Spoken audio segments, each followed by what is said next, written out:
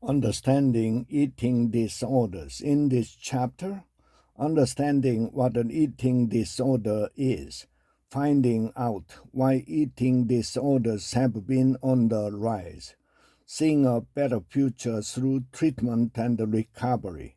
The term eating disorder sounds like something that refers to somebody who doesn't eat right.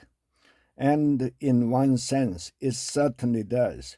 Some people with eating disorders severely undereat to the point of risking their health or their lives.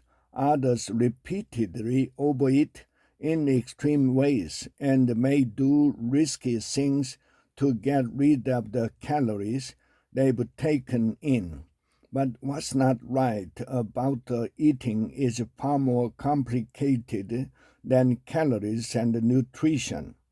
In this chapter, you get an overall sense of the eating disorders as physical and psychological syndromes. What do they look and feel like? Who gets them? What is an eating disorder doing in a person's life? How is getting an eating disorder driven by the culture? And how does that help us understand the people with the eating disorders better?